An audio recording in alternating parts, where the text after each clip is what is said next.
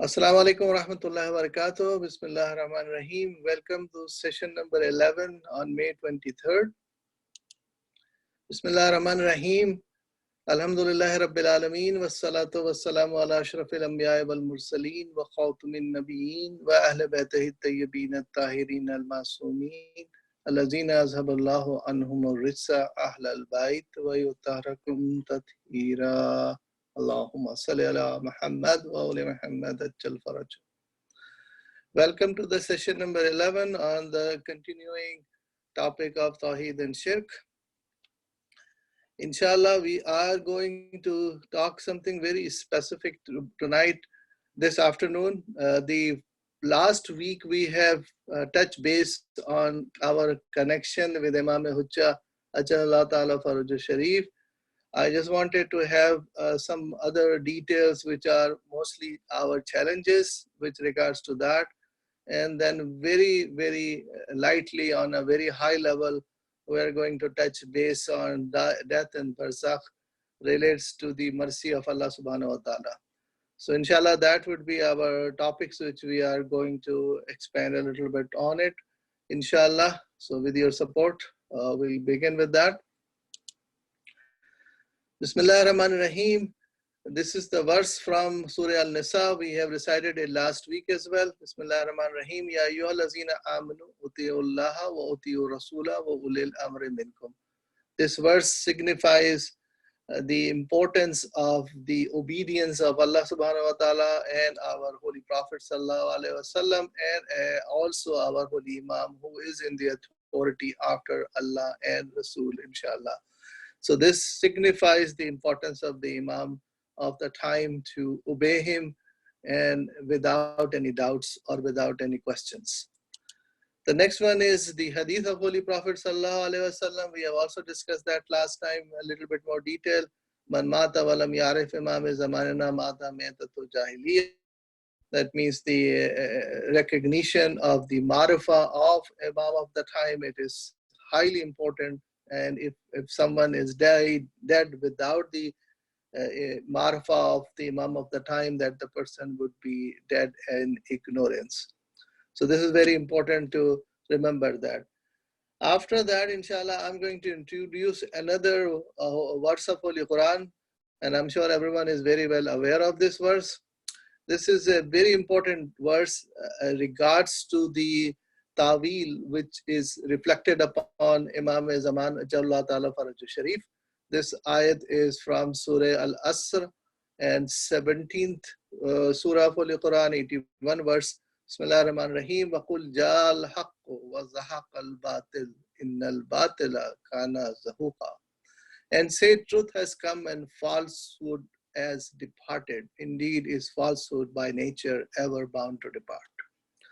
This is a verse of Holy Quran which obviously is talking about the coming of Haqq and disappearing of Batil, which is by far in any situation whenever there is a dispute or a battle or some sort of a argument, if you will, in between Haqq and Batil. And it has always been, Haqq is always with the representatives of Allah subhanahu wa ta'ala. So in any case, and from the start of the time, when Allah subhanahu wa ta'ala has, given Prophet Adam as a prophet, there was obviously enemy, which was, we know that it was Shaitan at that time. And that is always, and it's in the Quran also that Shaitan is always an enemy for the mankind as well.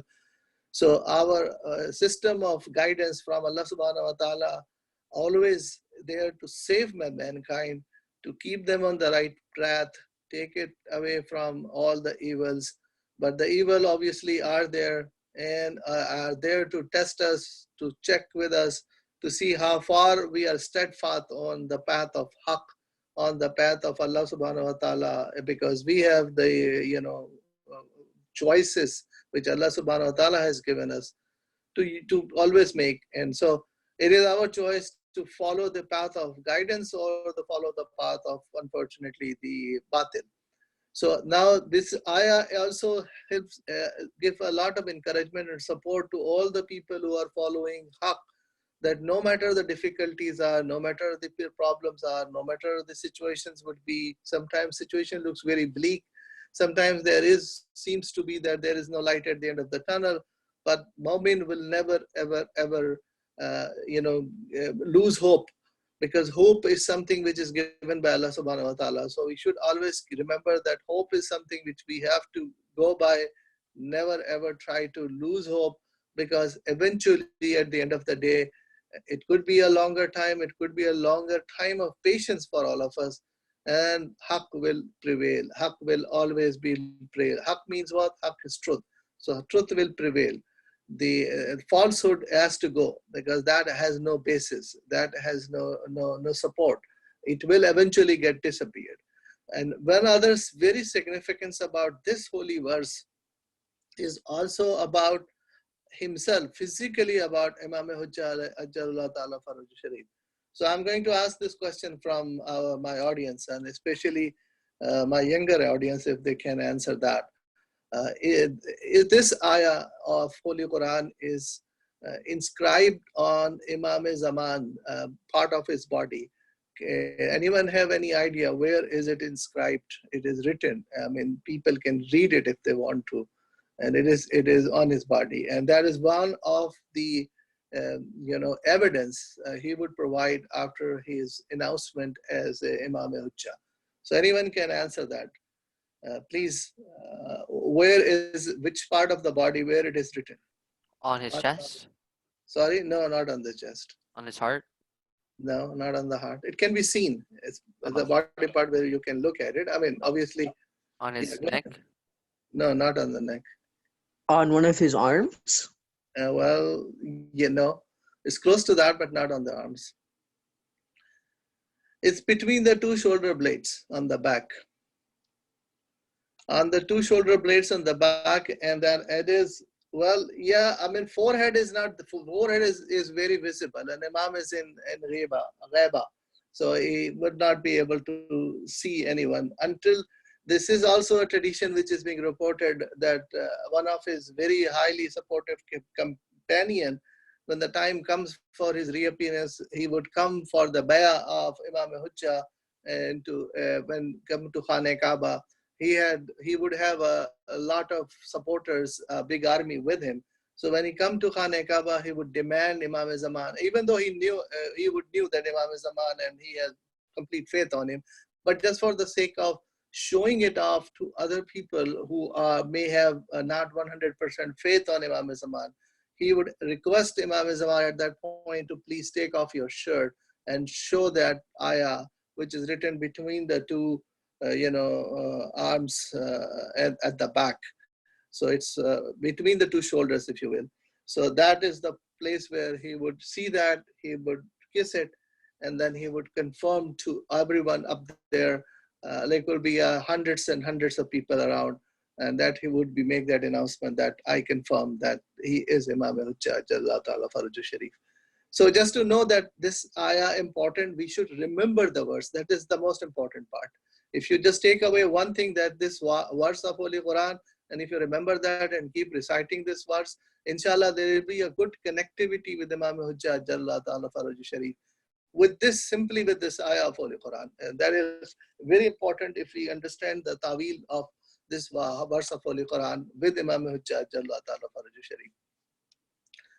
So the next point, which I have talked about it in great detail last week, so I am not going to repeat everything on that, but just wanted to mention that this will be happening on the kingdom of Allah subhanahu wa ta'ala, which will be established by our holy Imam. It will take some time. It will not happen the day when he would get reappeared. It might take a few days, few months. Allah knows best. But then it will, whenever it is established completely, and his deputies, especially we have different traditions which talks about 313 who are very, very close deputies, which are supposedly be, the way it has been explained in different traditions, that they are like governors, for example, because the whole world will have one government, and that would be the only government in the whole world. So there will not be any other government anywhere in the world. So as far as the whole world is concerned, so governing this whole world, then he would be needing a lot of support, a lot of people who can be trusted. So trustworthy people will be needed. So what he would be doing is at least 313 for sure. They will be his governors. Though that will be, the world will be divided into 313 portions in whatever way Imam would think would be feasible or suitable, and he will send people up there for his name to govern that area. So that would be one thing. Besides that, there will be like thousands and thousands and thousands of other people who would like to join Imam Zaman Ajalla Ta'ala Faraj Sharif, and they would be coming and reaching him as well. But then there will be different announcements coming out of the headquarters. Obviously, initially when he would reappear in Holy Makkah, inshallah, and then he will work his way through getting to Iraq, where Masjid al-Sahla is the place which is being known as his headquarters, and his residence is expected to be in Masjid al-Kufa. They are not very far apart from each other, but they are in the same part of this, in the same city in Kufa, which is obviously this place. If you have visited that already, you know that Imam Ali's Rawza is also in close to Kufa, which is Najaf. So it's a neighboring city, if you will. So that would be the area which is supposedly be the place which headquarters would be. It has also been traditions which have been reported that many thousands of people, they would be flocking into that city. They wanted to have residence of that city. They wanted to live there. They want to buy property there. So there would be a lot of things will be happening at that point of time. And then the believers, especially the followers of Imam Hujjat, they would love to have themselves very close to him to get the most benefit out of him. Obviously, he will be the one who would be leading the prayers in those times, and people like hundreds and thousands and maybe millions of people will be joining those prayers when he would be leading those prayers. So there, the world will start changing gradually. It will take some time. There will be a lot of things which needs to be done. Definitely, there will be some battles, some skirmish things will happen.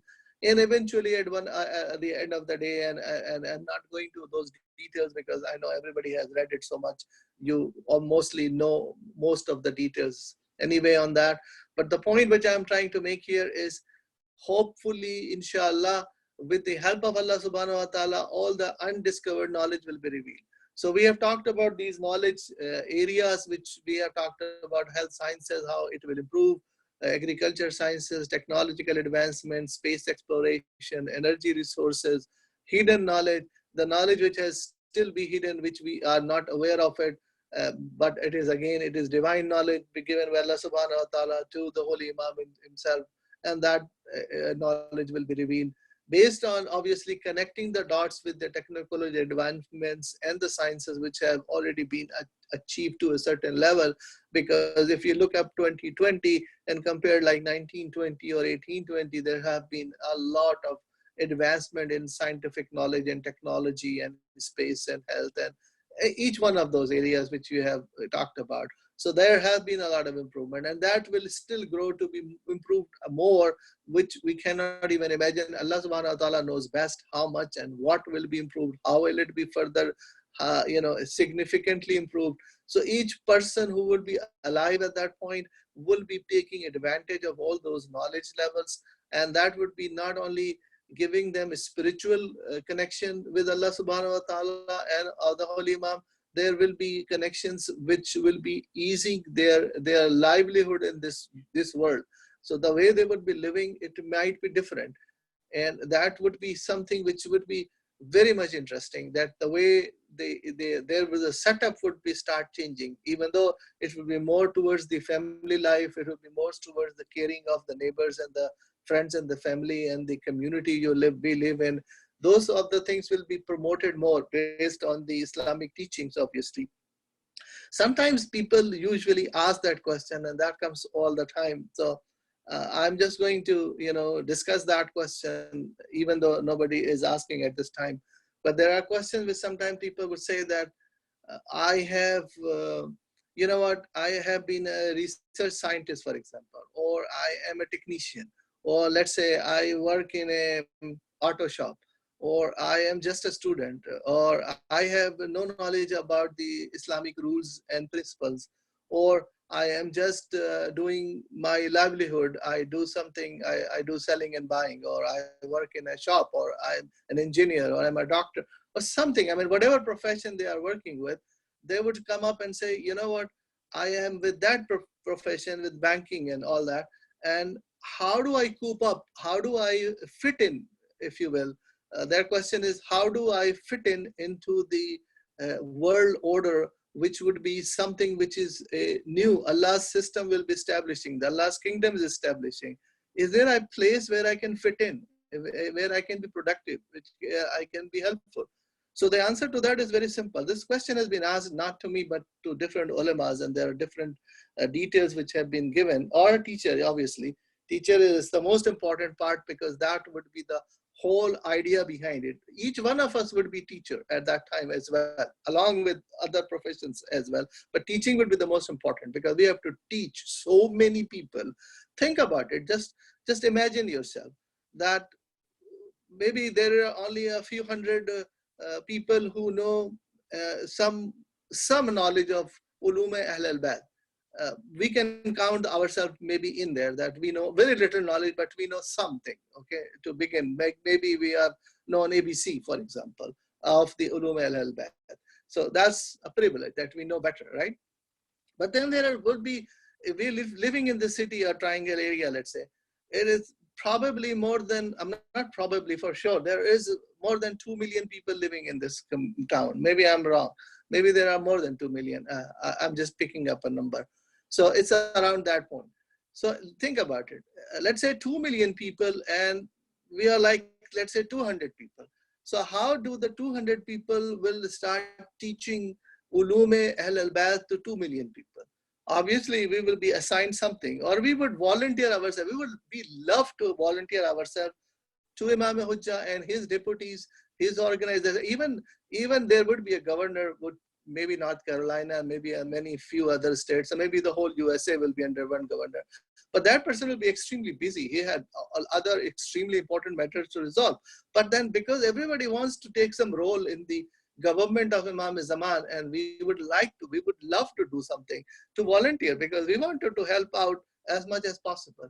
So we could come up and say, you know what, I have some knowledge of ulum ahl al-bayt, and I have learned during my lifetime, and I want to teach others. Let's say somebody would say, you know what, would you be able to teach a group of people? They need to learn about AQAID, the basic AQAID, the things which we have just been talking around. So what about Tawheed? So can you come up and share your thoughts about Tawheed? And there are like a bunch of hundreds of people sitting in there, and they wanted to hear somebody who knows more Tawheed than themselves, or talk to them about the Usul-e-Din, Tawheed, Adal, Nabuwa, Imam. So these knowledge will be so valuable. So don't think that we have nothing to share with. So that's one thing. That is the great thing which we would inshallah would be able to contribute. But then beside that, there will be worldly knowledge also. Whatever we are doing, we will continue to do that, because there would be needing all type of profession in this world. It's a new world, which is obviously it is the kingdom of Allah subhanahu wa ta'ala. The difference would be that justice will be served to everyone. Everyone there in this world would be getting benefit of the justice of Allah subhanahu wa ta'ala, and which will be given to them based on being there in that, living in this universe. That would be one thing. Secondly, which is another point which comes all the time, that this period of time which we are talking about, there will be, wealth will be something which maybe doesn't mean that much as we do at this point of time. It will be something that whatever your need is, if a person needs something more, they will get more. If a person needs less, they will get less, himself, herself. Not like you will be forced to tell, somebody will tell you that, oh, you have to take like X amount of units of money, and the person Y would take Z amounts of, it's not like that. We will be ourselves volunteering ourselves, saying, okay, I need only this much of amount of whatever the food or the money or the shelter or the clothes or whatever our needs are, and that would be it. The rest, I wanted to distribute to somebody else. So there would be the time when people would be, looking for individuals whom they can give out their homes or their zakat or their charities or their money. They will have money and they wanted to give it to somebody who is poor, who is needy. But then everybody is looking for needy and there will be no needy. So this is a kind of a government which we always have thought about, we have imagined about, where there is no needy because everybody gets all the resources whichever they need.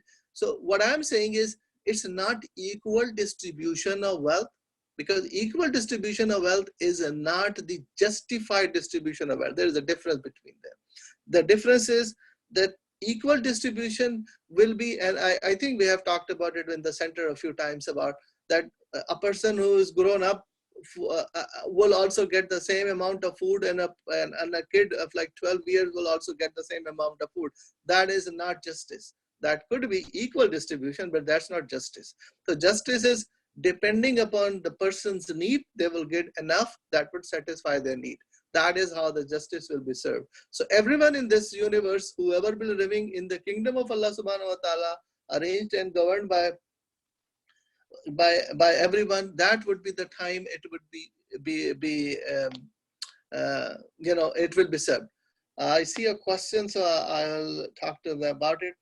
Perfection of intellect. Okay, perfection of intellect. That is a very good question. What it means is the intellect is something which we use. Allah subhanahu wa ta'ala has given us so much opportunities and blessings to each person. Each individual has a lot of opportunities. We cannot even explore how much opportunities we have. Now the point is, opportunities mean what? The physical opportunities, our mental abilities, our spiritual abilities, we cannot even tap it and say, okay, this is, I have X and you have Y and the X, this person has Z. That's not the way it is, because we don't even know the extent of it. So that is the problem. So we know we have some, and there are different methods in this world where we measure, say IQ level, for example. And when we say, okay, this is that much of IQ, 100, 200, whatever, but that's also a number. And secondly, many a times you might have heard that people would say, human brain, the best usage of the human brain is maybe 8% or 10% or 11%. And the most genius person would have been utilizing their brain, let's say, maybe 12%. I'm just throwing numbers here. Maybe I'm wrong. Maybe you can research it out and tell me, correct me later on, that much percentage is being used of the brain for a human being by this genius, for example. And normal average human beings like us, they use maybe 6% or maybe 8% of the human. So there is so much potential in the brain. And who has told us 5%, 6%, 10%, 12%? These are all imaginations. Maybe there are, educated guesses. Maybe there is some background to support that, but we cannot I clearly say that how much of the brain we are using. So Allah has given us so much potential to it. So perfection of intellect, what it means is Allah subhanahu wa ta'ala will open up, meaning with the help of the blessing of Imam Hujjat, he will be the living person around in our universe. We will be reappeared. He is still living and he's still there in the universe, but he will reappear, meaning he will have accessibility by the rest of the human beings to him. And they can ask any question they want to. Remember the time when Imam Ali alayhi salam was there and he used to say on Mimbar, he used to say, ask me any question, anything, whichever you want to ask. And the people at that point in time, because they were not technically advanced, they were not scientifically advanced, they don't even know the basis of sciences, which our kids would know at this point of time. So what the best they could have asked, they would say, okay, how far is the moon? And Imam Ali reply, that horse goes that much hours and that speed, and that would take that much time to get. I mean, the intelligent way to answer that question, because they cannot gather. If we would have given them that many kilometers or that many miles is away from Earth to moon, they may have no idea what he's talking about, because they don't even have the number above 1,000 at that time. They cannot even count million anyway. So the point is, their questioning ability was so small. The next question I heard that sometimes they have asked that how many hair I have on my head. Those type of questions they would ask. And Imam said, if I answer you, how would you verify that? Because you cannot count it. That's not possible. So the point is, they were not taking full advantage of presence of a Hujjat al-Khuda, who is what? Who is representative of Allah subhanahu wa ta'ala, the knowledge of Allah subhanahu wa ta'ala, which is unlimited. He would give a portion of his knowledge to a human being whom he has selected himself as a representative, and that would be the Imam of the time. So the Imam of the time has way beyond any knowledge which we could even imagine. Now, perfection of intellect means the human being, the rest of us who are not Imam, who would be getting benefit of our Imam, they will get so much information which would be the best of the best which mankind has ever seen. So this will be the time when they would have the research, they will ask intelligent questions, they will get benefit of Imam Zaman, and that would be the time when this is the best of the human race would ever have any intellect which they would be receiving at that point in time. So this is the time which we all should hope for. We should prepare ourselves, we should get ready for it, and then take advantage of that. So we should not only, because Imam Hujjah would be there as a spiritual being, he would be benefiting for the worldly affairs also. The advancement in science and technology and all the benefits with the gadgets and everything which we are using today based on the sciencing advancement, that would be increased, enhanced, so much so that we would have not even imagined it today. There is no imagination of a mankind that could come up to the point where we would say, okay, that would be the extent of it. So we are hopeful, inshallah, we pray together that Allah subhanahu wa ta'ala keep us alive after that point, keep us joined with Imam Zaman, keep us as a supporter of Imam Zaman. But again, as I said, nothing gets easy. Allah subhanahu wa ta'ala tests each one of us. Before the test, we will not be able to get to it. So we should be ready for difficult times, difficulties in our life. That would be at the maximum. And Allah subhanahu wa ta'ala will test our patience, it will test our endurance, will test our faith. Once we have gone through all that test, and we will say, Allah subhanahu wa ta'ala is said, okay, now it is acceptable, then we would be getting the benefits of Imam Hujjah ta'ala Faraj Sharif. So that is a very trivial question in a sense that we should not expect that, okay, we close our eyes today and tomorrow we'll open the eyes and Imam Hujjah, establishment of the government was done already. No, we have to do sacrifices. We have to prepare for it. There would be life lost. There will be people who get shaheed in this whole process of supporting Imam Hujjah. So our objective would be, we would support Imam Hujjah. If we are alive, we are ghazi. If we are shaheed, then it's the beauty of it. That is the best way a person can die. Death is inevitable. We will die. People will still be dying in the period of Imam Hujjah ta'ala Faraj Sharif.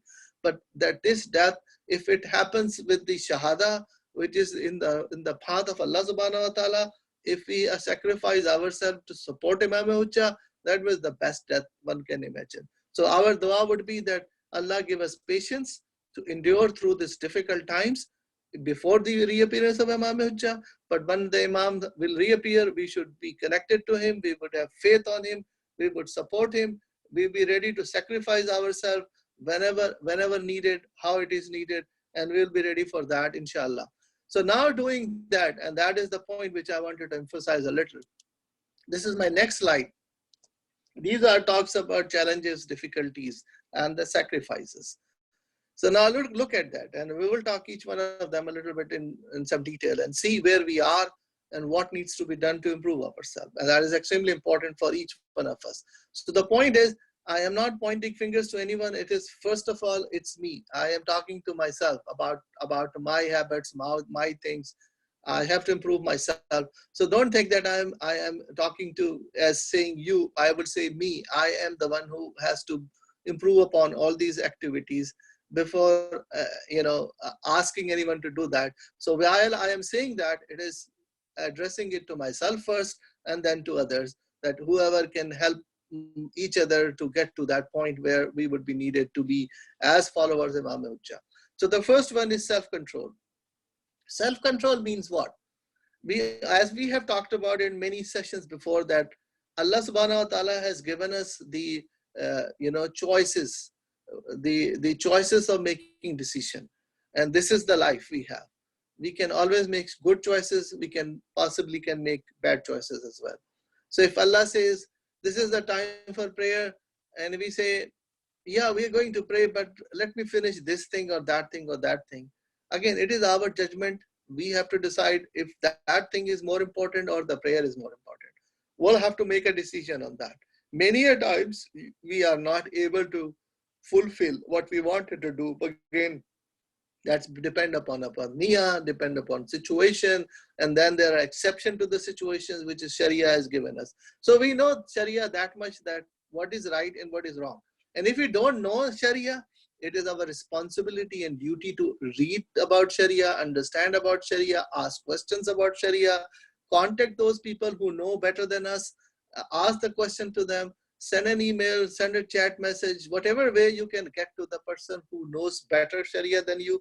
We should be able to ask those questions, find it out, and observe those. So it would be a better self-control. Let's say what we are doing right now. We are on the last fast of this month, holy month of Ramadan, inshallah.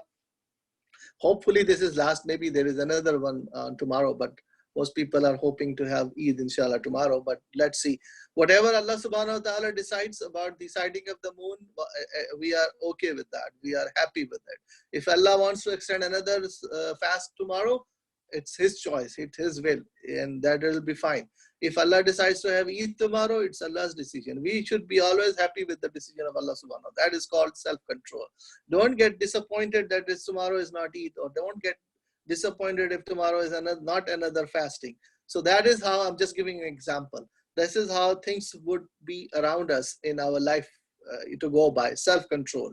If something is not happening the way we want it to happen, again, thank Allah subhanahu wa ta'ala and say, thanks Allah, you know better. Maybe my thinking may not be correct. Maybe whatever I was thinking, maybe might have some flaw, because obviously it's not perfect and we might make mistakes. So this is how you can train yourself. Self-control, self-control, self-control for everything. Whatever you're doing, think about it. Make it a litmus test. Put it on a scale. Say, is it something which is taking me closer to Allah subhanahu wa ta'ala? It is taking me away from Allah subhanahu wa ta'ala. If it is taking closer to Allah subhanahu wa ta'ala, okay, then I think I'm doing the right thing. If it's not taking me closer to Allah subhanahu wa ta'ala, then maybe I have to question myself. Should I still be doing it, or should I not? So like you are watching a show on a TV, or you are playing a video game, for example. And if there is something which is seen which you shouldn't be seeing that, so what should I be doing? I should stop myself, say, no, I don't think I should be doing that, because this is not taking me closer to Allah subhanahu wa ta'ala. So I'm going to stop right here and do tawbah, go and ask for maghfirah from Allah subhanahu wa ta'ala and say, Allah, please help me not to do this, commit this problem again, and be away from this bad path and be on the right path. So these are some of the methods of self-control, and we know better ourselves. I don't need to tell anyone. We know it better than how to get to the Sharia and get self-control. Whenever a person is doing a sin, they would know deep down in their heart that this is a sin, that is not right, that shouldn't be done.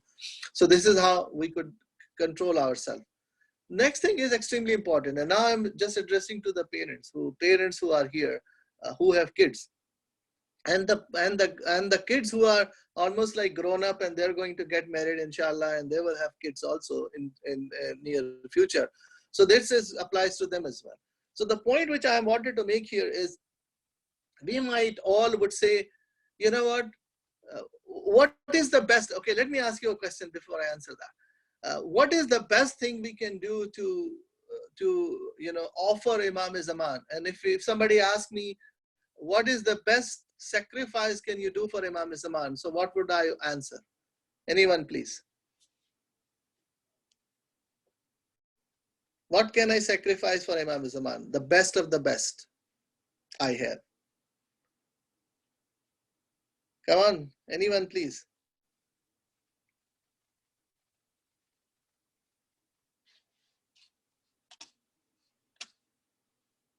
You don't understand the question. Okay. So the question is, if somebody asks me, there is the best thing which is most precious to you, which you can sacrifice for the cause of Imam Zaman, what would be that?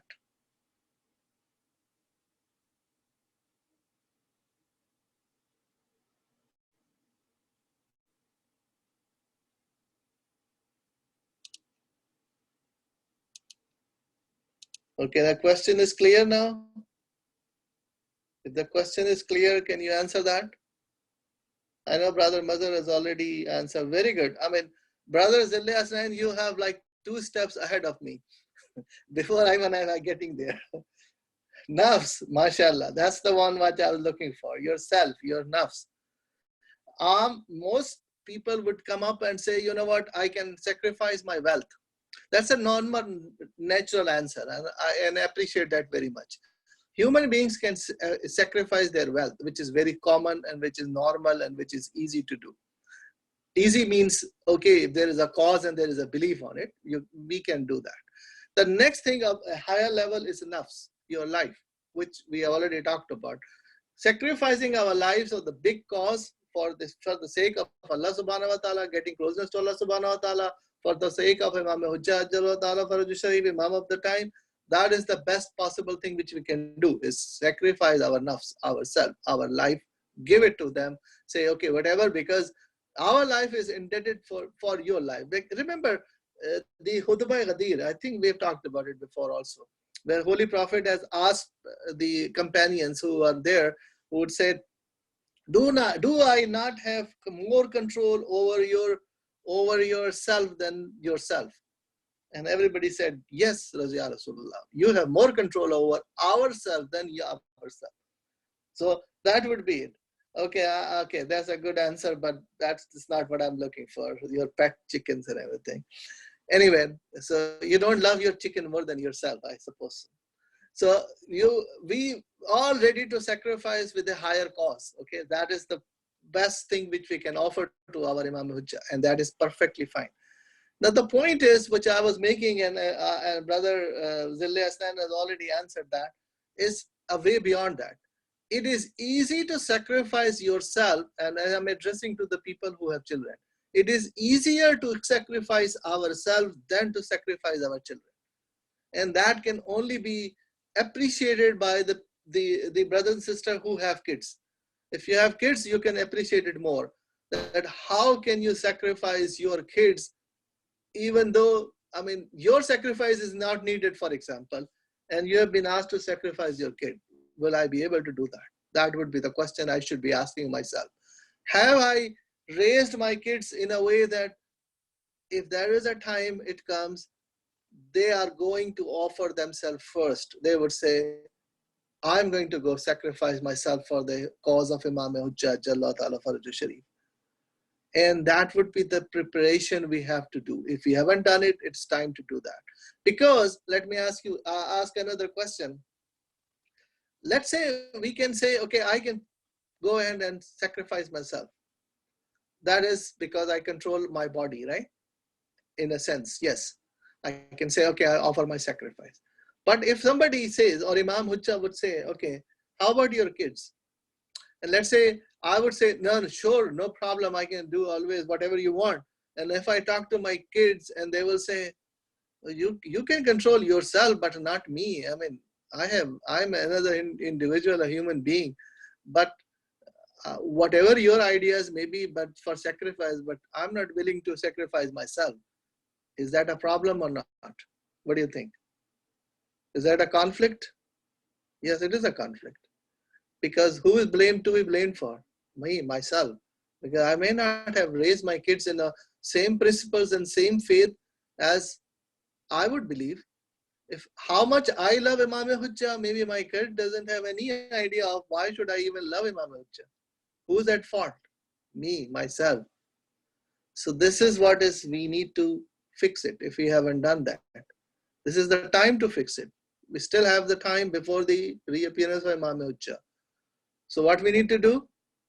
Upbringing of the kids in a manner that they can understand the significance and importance of Imam Hujjah in our life, being the representative of Allah subhanahu wa ta'ala, being able to ready themselves for sacrificing themselves for the cause of Imam Hujjah.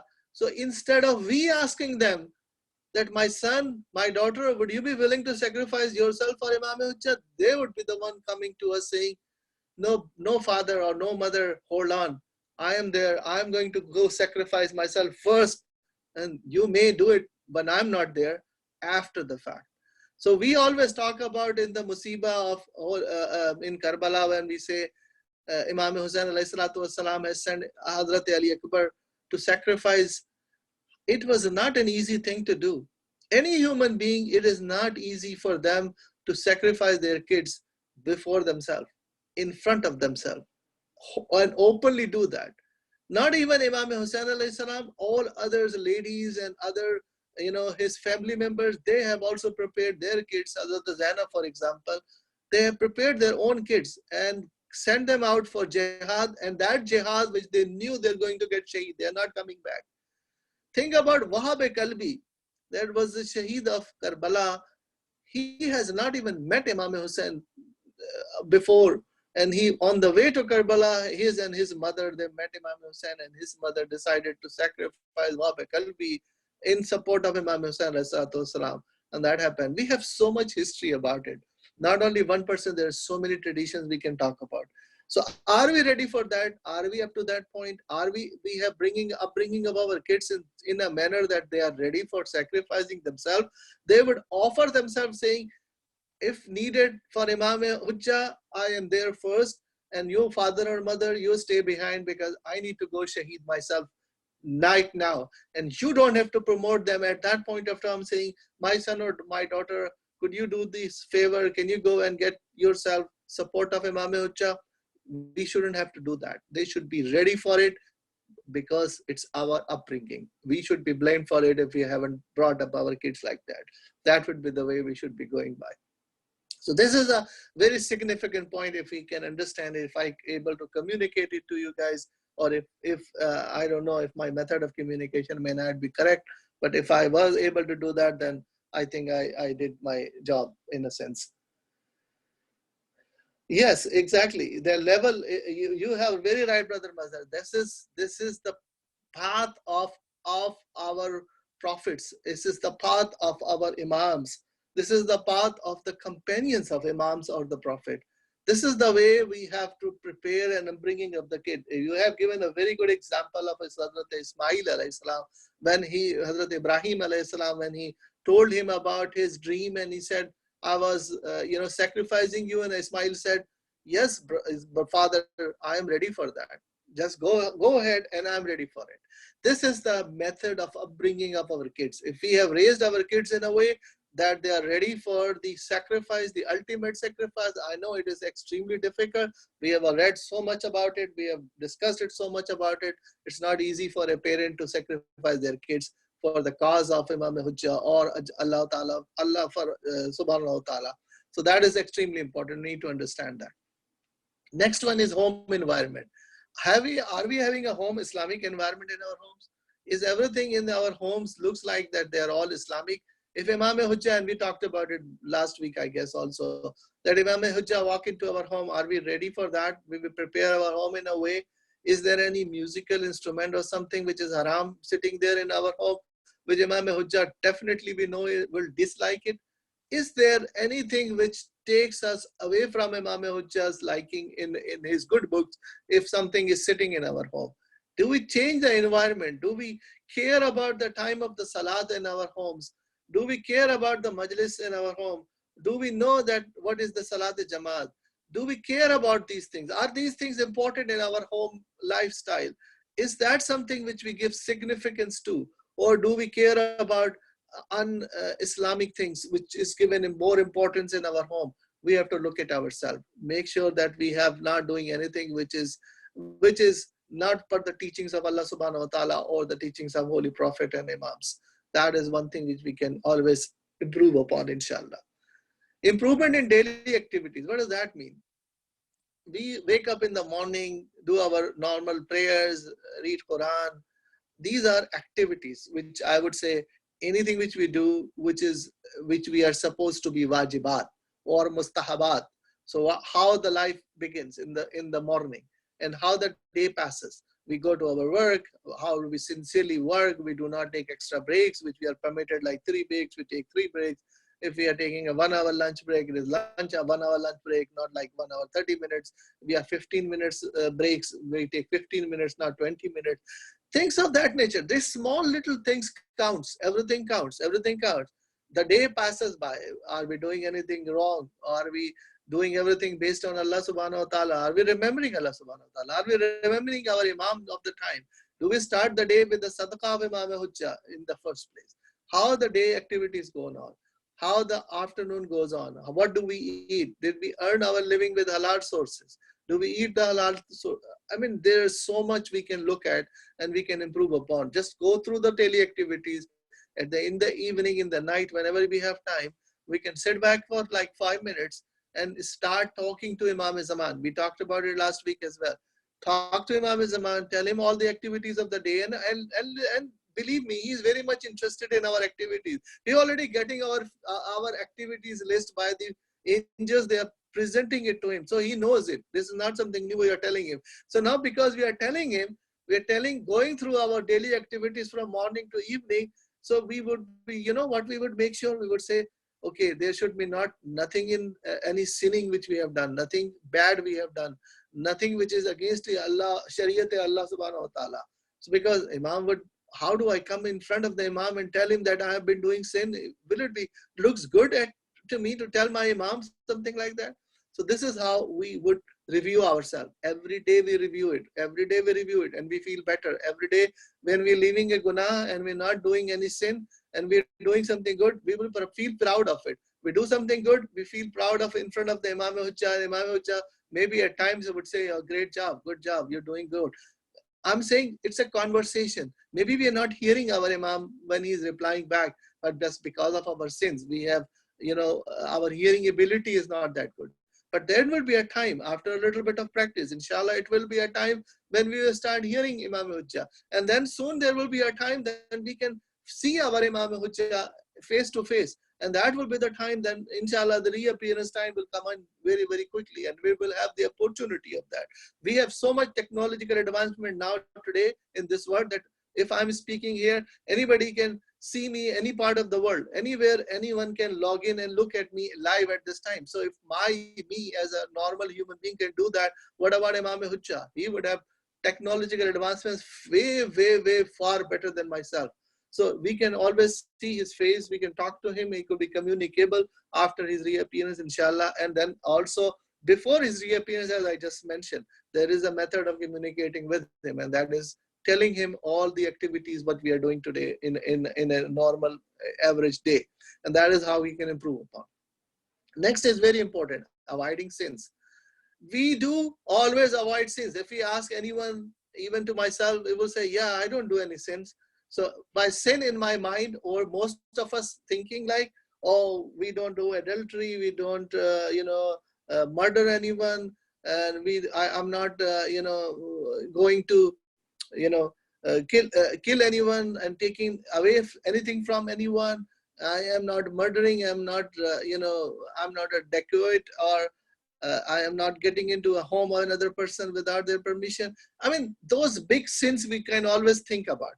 But we always forget about the smaller sins, which we call it small and big, obviously. And those are also very, very important. We need to understand that. Backbiting. Is that something which many of us are doing it without thinking what we are doing? It's better not to talk about bad things about anyone who is not around. That is the best thing we should be doing. Review it. Whenever we are saying something bad about anyone, just think for a second. Am I doing the right thing? Should it be doing? Should I just stop it? No. That's backbiting. I'm not doing it anymore. And if you have done it, just say sorry to that person, ask forgiveness from that person first, and then from Allah subhanahu wa ta'ala, and Allah will inshallah forgive us if we have done that. Lying, which is something which happens quite a bit, and people don't even realize what they are doing. They are lying. Lying is a big sin. It becomes a bigger sin, in fact, but we should try to control that. That is all I can say. These are small things, but if we try to practice it, it can get better. Cheating, meaning telling somebody something and something else is there. To please others than Allah subhanahu wa ta'ala. That is what Raya means, meaning showing off. And we have talked about a story about a dog in a masjid, and the guy was praying all night thinking there was another person looking at him, and he was more in depth into prayer, thinking that somebody else is going to appreciate it much. And in the morning, he found out that it was a dog instead, not a human being. So he was just praying for the sake of the God, not for the sake of Allah subhanahu wa ta'ala. So be cognizant of the fact whenever we are praying, and especially during the ibadats, and especially during the the amal of Shab Qadr, which we have already done, passed through the Laylatul Qadr. To me personally, I think it's a very personal thing. I would love to do my ibadat individually in a room, locked myself up. Nobody is looking at me. Nobody is even closer to me. And I feel more comfortable talking to my Allah subhanahu wa ta'ala, talk to him directly. Whatever way I want to talk to him, I can do that. And that is what I feel, that it is more personal business than showing off to somebody else how much I'm praying and how much I'm reciting Quran and I'm doing. Okay, there are collective ibadas and I'm not against it, completely not. If the people wanted to sit together and do Dua Kumal, that's perfect. That's get advantage of being with each other. I'm not against it. What I'm saying is, I feel like more comfortable praying to Allah subhanahu wa ta'ala, making dua alone directly to Allah subhanahu wa ta'ala, because there is no possible chance of showing off, not even one bit, not even a microsecond, not even a 0.0001% possibility of having show off, because Allah subhanahu wa ta'ala will reject all our ibadat on the day of judgment. If it is for showing off, he would say, if you have done something for pleasing others, go and take the reward from them, not to me. Because if it is not khalis, if it is not pure, it's not for me. And that is one of the main reasons why Allah subhanahu wa ta'ala loves the people who are fasting. Because fasting is done only for the sake of Allah subhanahu wa ta'ala. It is something which is hidden between us and Allah subhanahu wa ta'ala. Nobody would know that we are fasting until we tell them we are fasting. So we better not tell them and do it silently. Salat, people can look at it. People can look us that, okay, you're praying. For Hajj, obviously people can look at it. Even for Zakat or even for homes, sometimes people can find out. At least 1 or 2, 3 people would know about it when you give out the homes as well. So this is the only thing which is supposedly be the one which we are doing it for the sake of Allah subhanahu wa ta'ala. And we should be getting the benefit of that. Congregational prayers are for a reason for that. That is, the whole community is coming together. They wanted to take care of each other. That is a more communal concept of having all together. And there is so much benefits of doing the prayers. And I'm coming to that in a second. I have one point on the salat as well. So the communal prayer, the jamaat, salat-e-jamaat is highly, highly, highly recommended, because that is something which brings out a different kind of benefit which we normally would not get during our individual prayers. So that is how we should look up the ibadats, especially avoiding sins, getting away from the sins. The next point, which fortunately has come in, performing all salat on time. That is extremely important to talk about it. Why am I saying that? We just talked about a minute ago about the importance of doing the salat-e-jamaat. Salat-e-jamaat is so much highly required. Even if you are in a masjid, you are in a center. If you are not in a center or a masjid, it is highly required if you can do it at your home. If you have 2, 3, 4 people in your home, why not to do a salat-e-jamaat? If you are fulfilling the requirements of the salat-e-jamaat, meaning if your pronunciation is right, you can read correct pronunciation of the Arabic language for the surahs which you are reciting, then and you're not doing anything which is openly a sin, right? Openly a sin, and you know what it is. So if you're not doing that, then you qualify for that, and you are an adult and you are Muslim, and there are several other conditions which normally most people would do. And so you can have this salat lead, and then there will be people who are performing salat behind you. Your own family can do that. And that is highly, highly, highly recommended. And that is preferred on any other salat which anyone would be doing. But on the same token, if you're not doing salat-e-jamaat, and if you're praying at home, now this is, please pay attention to that. Might be sounding a little different, but I need to talk to you about that. Salat-e-jamaat, extremely important. No question about it. There is anything else better than salat-e-jamaat. Okay. After that, if we are performing at home and if we are doing our salat individually, so repeat myself, if we are doing the salat individually, and there is no way of doing a salat-e-jamaat, okay, then it is highly recommended to do the salat on what is known as waqt afzal, meaning the best time to perform the salat. Okay, now this is a question which normally asked. If I ask anyone who are here that what is the time, the salat afzal, meaning if I do this salat asr, what, let's say if I give you salat zuhr is at 1:10 p.m. for example. So what is the time of salat asr in any given day? I'm not asking you to be exact, just give me a rough estimate. How much time and when would it be the salat asr? I'm not asking the start of the time or end of the time. I'm asking the afzal, the time of the best of salat asr. What would be that? Can someone answer that, please?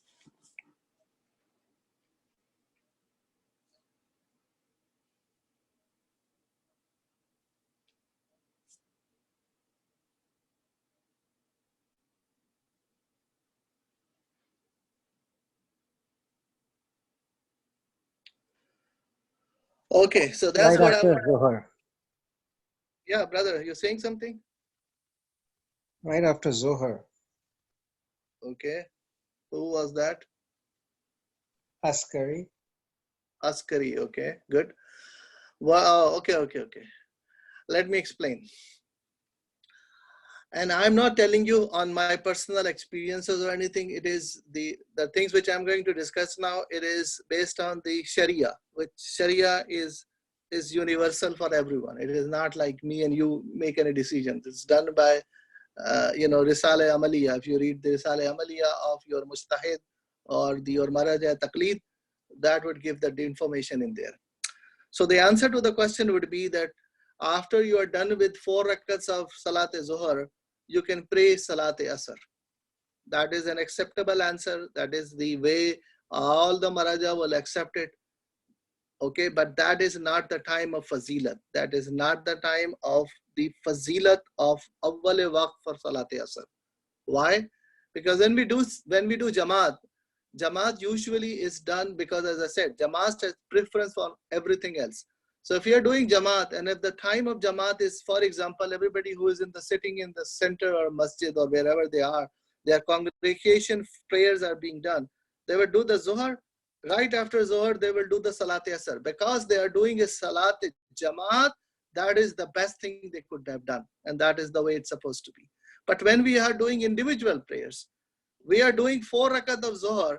The time of Asr is okay. After 4 rakat of Zuhr, one can perform Asr. That is acceptable. Nobody would say it is wrong, it is not acceptable. Yes, it is acceptable. From 4 rakat of Zuhr, after that point, let's say you do it in 5-minute Zuhr prayers. So from 1:10 to 1:15, you complete your Zuhr, and then the Asr time would start. You can do Asr from 1:15 till what time? Till Maghrib. And Maghrib is what? 8:40, for example. So from 1:15 to 8:40 is still the time of Asr prayers. You can still do Asr, and that will be acceptable. No questions asked. But if you want to find the Fazilat time of Asr, the Fazilat time of Asr will start. Today it was 4:59. 4:59 today was Asr time. Similarly, for the Maghrib and Isha, same rules apply in Maghrib and Isha. If we are together, we're doing Jamaat, we do 3 rakat of Maghrib, and immediately after that, we can do Isha in Jamaat, and that would be perfectly fine, no issues at all. Everybody would say perfect on time. But if we have an individual prayer, do 3 rakat of Maghrib.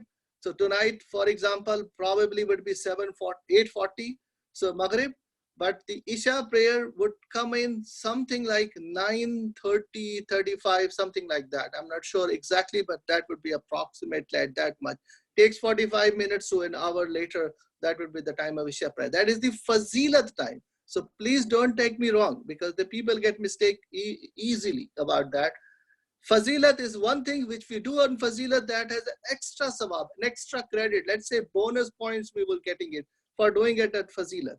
And the reason why I'm telling you all that is because when I was studying the Hoza classes, when we were doing the chapter of Salat, our teacher gave us an experiment. This was a home assignment for all of us.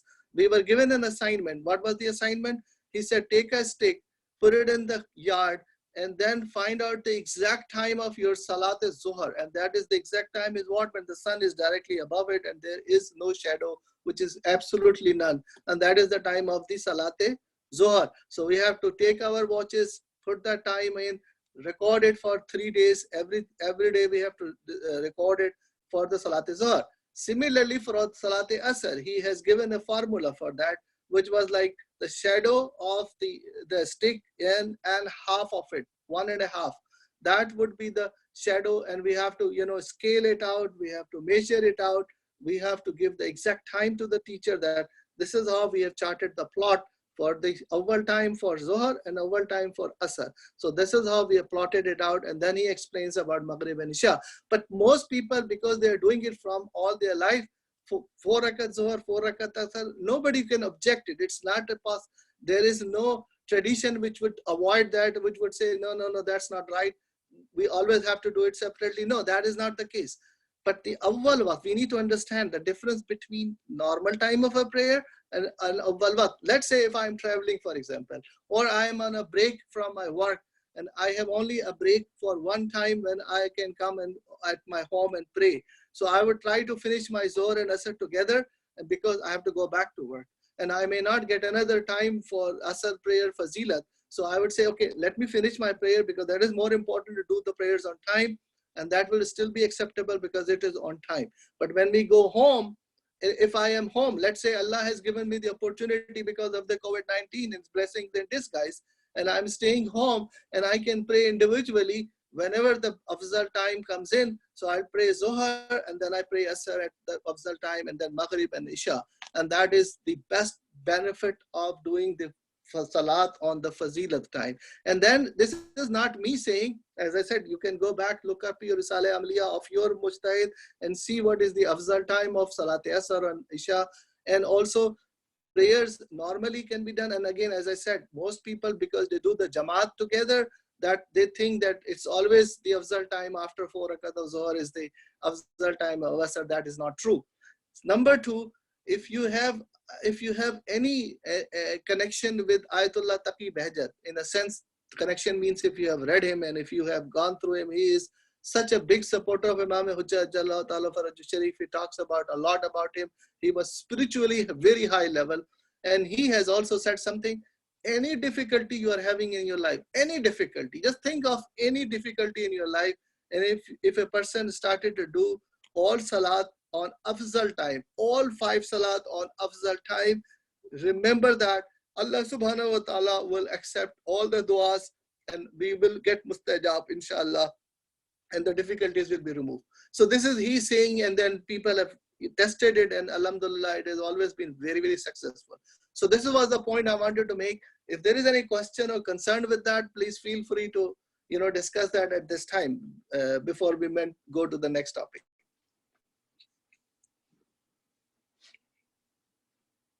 Did I make myself clear in the first place? Yes. Thank you. All right. So we will see if we can do a Salat Jamaat at our home. That is the best thing we can do. That is the best thing. I believe me, that is the best thing to do. If there is some reason we cannot do a Salat Jamaat, if the people are busy with some activities or they're not home or whatever, and we cannot do a Salat Jamaat, even if we do a Salat Jamaat on the Fazila time, that is the best of the best. But again, we have other limitations for everything. So, but again, remember in mind, if we are individual, if we are home, and Allah has given us this opportunity, take the advantage of that. Try to separate out Zohar and Asr. It doesn't matter a whole lot. You can keep yourself wuzu also for that 3-4 hours.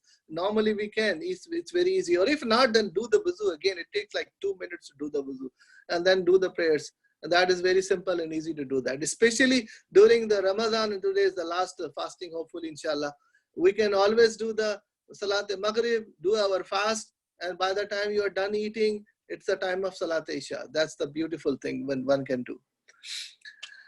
Okay, so the next one is rights of others. Hukukun Nas. We many a times, we have discussed quite a bit. I'm not going to more detail on that, but Hukukun Nas is something which we always, sometimes we don't give that much of importance. This is extremely important. We need to take care of the Hukukun Nas, make sure that hukukun nas are met, whoever, whatever, living in our home, the family, the kids, the father, mother, brother, sister, our neighbors, our teachers, our, anyone who has given any good, whatever, any human being, they also have rights of us. Other community members, they all have rights of each other. So we need to take care of that. That is extremely important, because that would be extremely important in the kingdom of Allah subhanahu wa ta'ala when Imam Hujjat will be governing that. So next thing which I just wanted to touch base very, very quickly, very, very shortly. It's not a detailed discussion on death or Barzakh at all, but I'm just going to introduce the topic and we can talk about it some other time, inshallah. Bismillahirrahmanirrahim. Kullu nafsin zaiqatul maut summa ilayna turja'un. Every soul will taste death, then to us will you return. Inna lillahi wa inna ilaihi raji'un. This is also a verse of Holy Quran, which we say that all the time when we hear about someone has died. Truly to Allah we belong and truly to Him we will return. These are both surah of Holy Quran. See, the most important part, and that's the reason why I put down here, is tarja'un or raji'un, to be returned, going back, bowing back. We have all come from Allah subhanahu wa ta'ala, we are going back to Allah subhanahu wa ta'ala. But Allah subhanahu wa ta'ala is so merciful, is so benevolent. He always takes care of us all the time. He always wants us to get purification before we enter into Jannah, inshallah, on the day of judgment. But before that, there are several instances and several stations we have to go through. Because Allah subhanahu wa ta'ala knows that we sometimes get filthy. How do we get filthy? Because of the guna. If we do sin, we get filthy. And that is why our holy Masumeen are away from rich. Rich is known as filth. So they are away from rich because they are away from sins. If a person is away from sins, they are not filth. They have no filth. They are completely away from sins and they are pure. They are clean. Their soul is clean. So Allah subhanahu wa ta'ala wanted everyone to come to Him, back to Him after their soul is clean. So sometimes Allah subhanahu wa ta'ala would give them a filter. Everybody gets through the filtration process. You know what filtration means. I don't need to explain that. So if we have to go through a filtration process and during the time of death, if a person experiences a lot of difficulties, maybe a lot of pain, maybe a lot of sickness, a lot of, tribulations, these are because Allah subhanahu wa ta'ala loves us more and He wanted us to get filtered through. So that's one filtration process through the death. Death is one filtration process. Many of us can get filtered out through the death process and then our soul is clean and the rest of the path is clear and without any issues. Some of us may not be able to get clean after the death, so there will be another second stop that is known as Barzakh. During the process of Barzakh, there will be another filtration process will be going on. It will be continued till the point when the rising of the death will be back, meaning on the day of judgment, and Allah subhanahu wa ta'ala will allow us to have shafaat, and then with the shafaat probably we can get to Jannah, inshallah.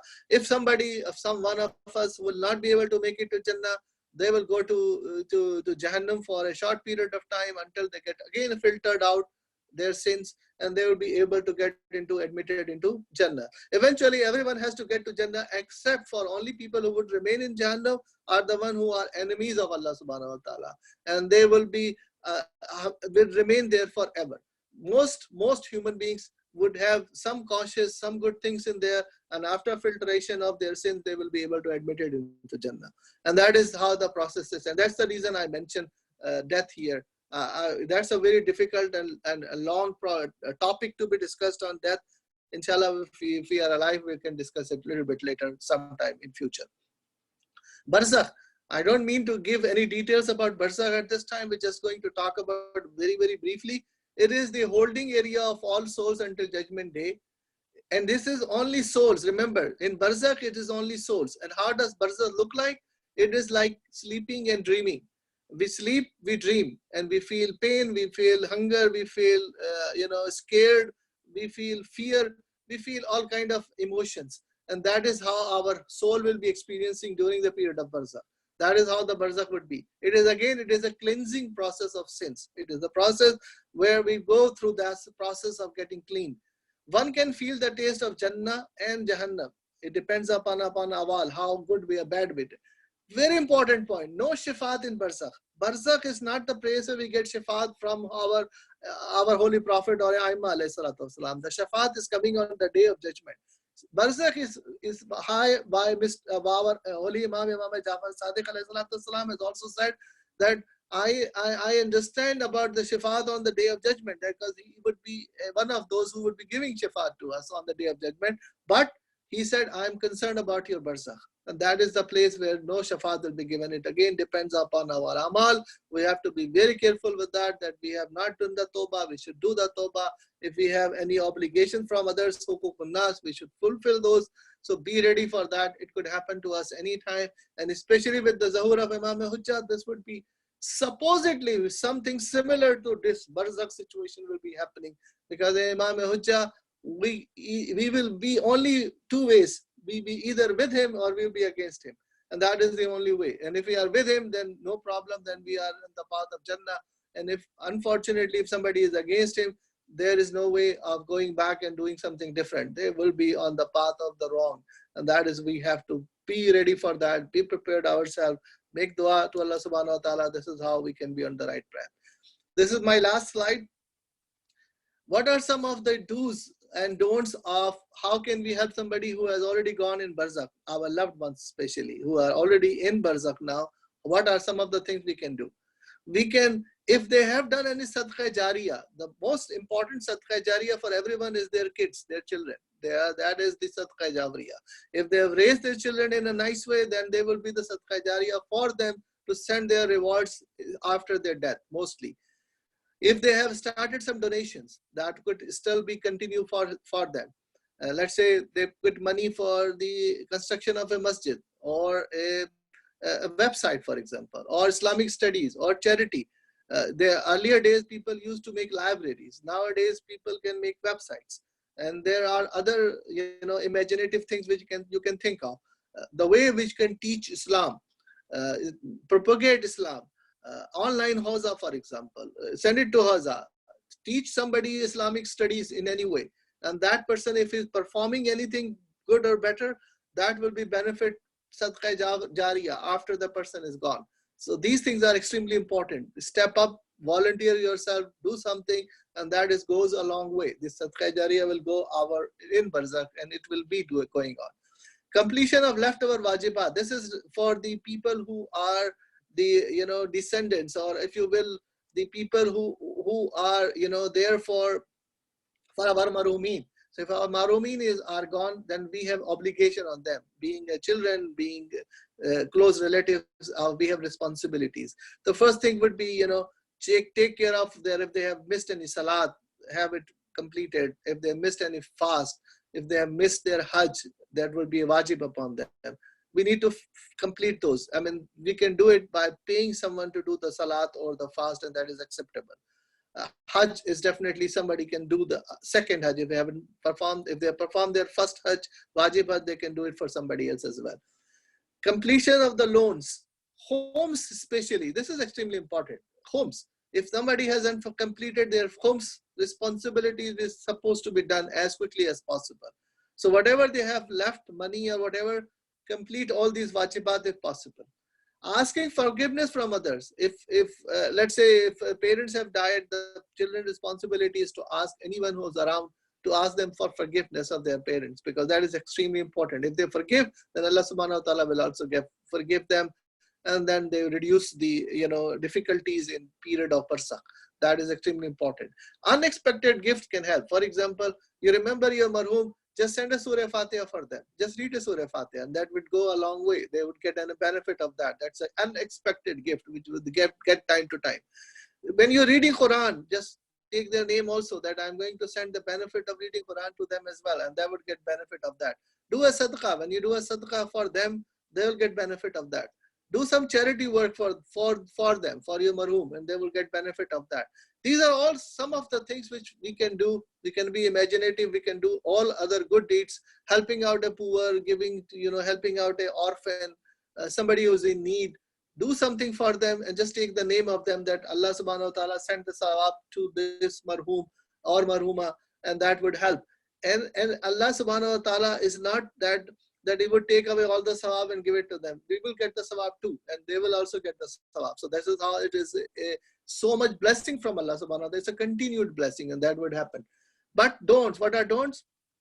Don't think when you send something from this world to the other that they would be interested in any food or drinks, and you create, I mean, you take out halwa and biryani and you're thinking that this will go to the marhum. No, marhum don't need halwa biryani. They don't care about it, because this is only their soul. This is not their body. Body is sleeping in grave.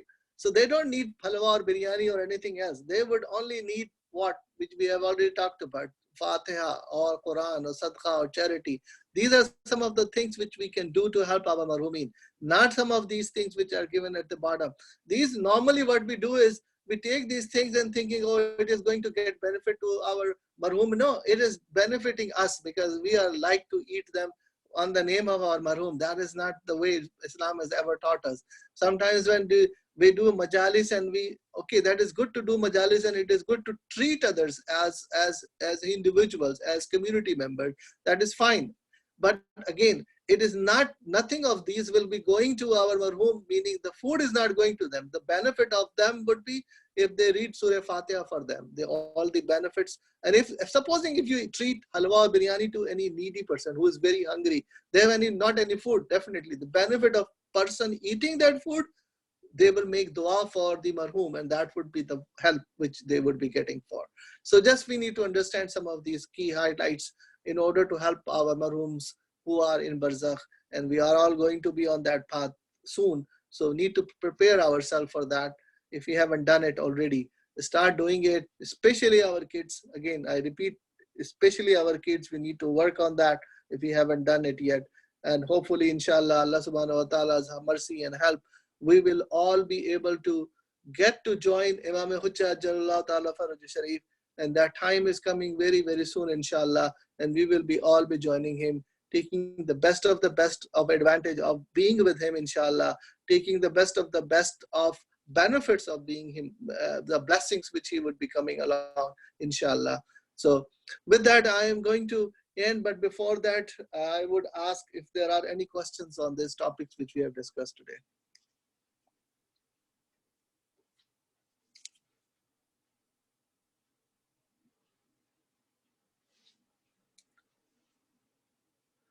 Before that, I would like to ask another question. If we wanted to continue this sessions after the month of Ramadan, and I would like to ask you if this time which we are going through, this between 5 and 6, or almost like 6:30, every Saturday will be a good time, or should I make it to Sunday?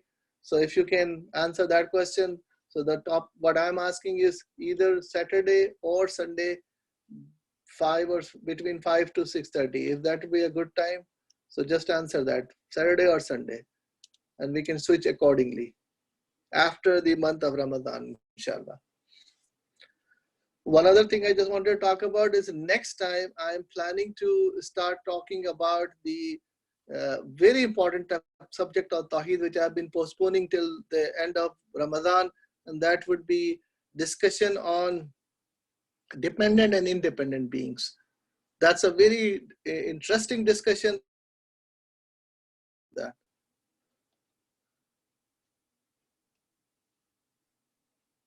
Close to Maghrib ties. Okay, what would be a time? Give me something specific. What do you think about? 7 o'clock maybe? If you are locked down, then would it be 7 o'clock be a good time? 7:30? So we'll see. Okay, so Saturday or Sunday will make any difference, or any time would be fine? Any day would be fine, rather. Or is there a preference on Sunday or Saturday? Sunday, okay, good. Saturday will be better, okay. Then I have to vote for it. Saturday, okay. So if everyone agrees about 7 o'clock or so, can get started. Just keep half an hour. Actually, Sunday will be fine too with me, okay? So I would like to have some sort of a understanding that more people on Saturday or Sunday, that would help me in order to facilitate the plan. And if it is going to be later in the evening, around like 7 o'clock, so I can finish it up, because it might be like hour and a half usually it goes by. And I wanted to have this very important topic of, dependent and independent. That's a very crust of the matter of Tawheed in a sense. Yeah, that's what I was thinking about. Okay, so anyone else? Any who hasn't given their input yet? Qasim, Askari, you are my heroes. Sister Shiba, you haven't said anything. Abbas family, I don't know who that person be. Can you tell me where you are, Abbas? What's your full name?